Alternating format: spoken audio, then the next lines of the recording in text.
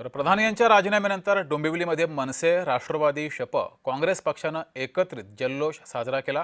मोठ्या संख्येने या पक्षांचे कार्यकर्ते यावेळेस उपस्थित होते। फटाक्यांची आतषबाजी करत हा जल्लोष केला गेला।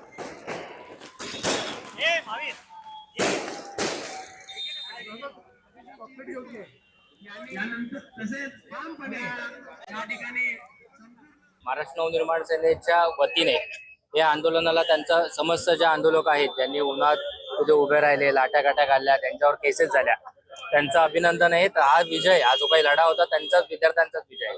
हा जो राजीनामा धर्मेंद्र प्रधानचा घेतला गेला, हा 3 टर्म नंतर ज्या एखादा पक्ष जेव्हा एखाद्या मंत्र्याचा राजीनामा घेतो, हा समस्त तरुण पिढीचा आहे। आणि मला असं वाटतं या भारतातील तरुण पिढीने या संपूर्ण भारताला नेपाळ होण्यापासून वाचवलं। संविधानाने जो आपल्याला अधिकार दिलेला त्यानुसार आम्ही आंदोलन करत होतो आणि त्याची कुठेतरी आम्हाला परतफेड मिळालेली आहे। विद्यार्थी जेव्हा असं रस्त्यावर उतरतो ती त्याची एक मजबुरी असते प्रशासनाने त्यांचं न ऐकल्याची। कोणालाही विद्यार्थ्याला अशी हौस नसते की यावर रस्त्यावर उतरावं आणि संघर्ष करावा, स्वतःच्या वेळातून वेळ काढून।